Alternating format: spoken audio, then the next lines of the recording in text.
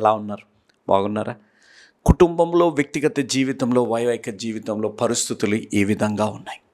ఒకానొక సమయంలో దేవుడు దేశాన్ని బట్టి సర్వలోకానికి ఒక ఆదర్శంగా దేశాన్ని నిలబెట్టేవారు. కృపాకాలం వచ్చాక మనుషులను బట్టి దేవుడు లోకానికి ఒక ఆదర్శంగా ఉండేటట్టు దేవుడు తీర్చిదిద్దుతున్నారు. మీరు కానీ ఈరోజు ఈ వాక్యం వింటున్నవారు, తమ్ముడు, చెల్లెమ్మ, అక్కయ్య, అన్నయ్య, అంకుల్, ఆంటీ, కుటుంబంగా మనం వైఫల్యం పొందామా, విజయాన్ని పొందుకున్నామా? భార్య భర్తలుగా, సంఘంగా వైఫల్యం పొందామా, విజయాన్ని పొందుకున్నామా అనేది ఒక్కసారి ఆలోచించాలి. నా జీవితాల్లో మనం ఎవ్వరు లేని వారి వలె, అతి ముఖ్యంగా మనుషులున్నా లేకపోయినా దేవుడు లేరు అనే విధంగా మనం జీవిస్తే సాతానుడు మింగేస్తాడు మనని. సాతానుడు ఎంత భయంకరంగా మింగేస్తాడంటే ఎవరికి కనపడకుండా ఉండే విధంగా మింగేస్తాడు. దేవుడితో ఏకమై మనం జీవిస్తే దేవుడు మన జీవితాల్లో మనుషులని మన జీవితాల్లో మనకి దూతలుగా పంపించి మనల్ని కాపాడే దేవుడుగా ఉన్నారు అనేది మనం గమనించాలి. మీరు ఈ వీడియోని చూడండి. ఈ వీడియోలో మీరు గమనిస్తే దీన్ని తెలుగులో ఏమంటారో నాకు తెలియదు కానీ హిప్పోపొటమస్ అని అంటారు. ఒక చిన్న హిప్పో నీళ్లు తాగడానికి వచ్చింది. అక్కడ ముసలి అనగా క్రొకడైల్ ఏం చేసిందంటే ఎవరు లేరు కదా అని చెప్పి దాన్ని మింగేస్తానికి వచ్చేసింది. తర్వాత మీరు గమనిస్తే దాని కుటుంబ సభ్యులందరూ వచ్చారు. కుటుంబ సభ్యులందరూ వచ్చాక అక్కడ గమనిస్తే ఆ ముసలిని, ఆ క్రొకడైల్ ఒక ఆట ఆడుకుంటున్నారు. ఈరోజు నేను చెప్పే మాటను మీరు గమనిస్తే ఒక్కరికి బాధ కలిగితే కుటుంబం అంతా ఐక్యమైనట్టు, ఈరోజు ఒక్కరిని బట్టి, ఒకరి విశ్వాసాన్ని బట్టి కుటుంబం అంతా రక్షణ పొందే విధంగా కూడా పరిస్థితులు ఉంటాయి అనేది మన జీవితాల్లో గమనించాలి. ఒక్కరిని దేవుడు, తండ్రిని దేవుడి లోకంలోకి పంపించారు, అది యేసు ప్రభువారిని. సర్వలోకము సువార్త ప్రకటించబడే విధంగా దేవుడు చేశారు. చాలామంది అంటుంటారు మత మార్పులు అవి ఇవి అని చాలామంది అంటుంటారు.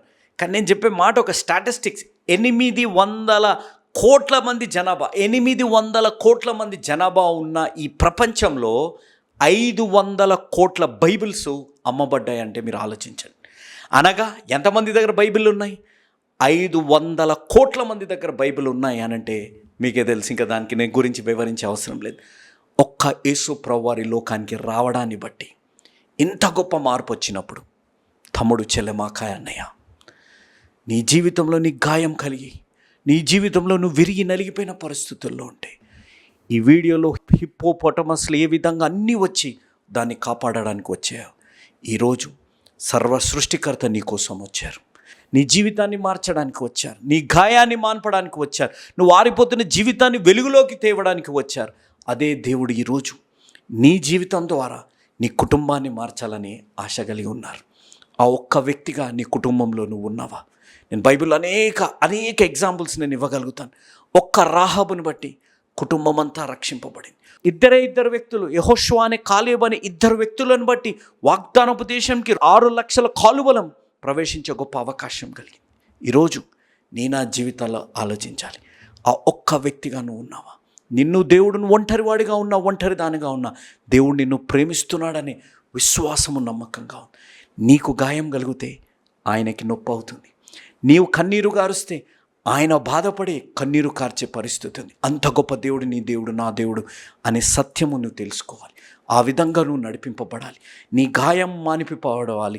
నీ జీవితంలో విరిగిపోయిన పరిస్థితులు ఉంటే తిరిగి కట్టబడాలి. ఆరిపోయే పరిస్థితి ఉంటే నువ్వు ఇంకా ముందు కంటే వెలిగింపబడే పరిస్థితుల్లో ఉండాలని మీ ప్రియతమన్న జోషన్న గారు స్థాపించిన యేసు అనుచరులు అనే పరిచర్య మీ కొరకు ప్రతిరోజు 4 పూటలు మేము ప్రార్థిస్తున్నాం. ప్రతి శనివారం రోజంతా మీ కొరకు ఉపవాస ప్రార్థనలు చేస్తున్నాం. మీరు బాగుండాలి, మీ జీవితాలు కట్టబడాలి, మీరు ముందు కంటే ఎక్కువగా వెలుగులోకి ఉండి వెలుగుమయంగా మీ కుటుంబాన్ని మార్చే విధంగా ఆ ఒక్క వ్యక్తిగా మీరు మారబడాలి అని మీ కొరకు మేము ఉపవాస ప్రార్థనలు మేము చేస్తున్నాం. ఇంత గొప్ప అవకాశాన్ని దేవాతి దేవుడు మాకు దయచేసినందుకు క్రీస్తు నామమున తండ్రిని దేవుడికి ఎంతో వందనాలు, కృతజ్ఞతలు నేను చెల్లించుకుంటున్నాను. ఈ వీడియోలో మీరు చూసినట్టు దేవుడు మీ కొరకు ఈ లోకంలోకి వచ్చారు. ఆ సాతానుడు మింగివేయకుండా మిమ్మల్ని కాపాడడానికి వచ్చారు. ఒక్క వ్యక్తిని బట్టి ఆ జంతువులు వచ్చాయి. సర్వలోకాన్ని బట్టి దేవుడి లోకంలోకి వచ్చారు. దేవుడి నామానికి మహిమ కలుగును. నువ్వు ఒక్కడిని బట్టి నీ కుటుంబం రక్షింపబడే విధంగా దేవుడు నిన్ను తీర్చిదిద్దునుగాక. ఆమేన్.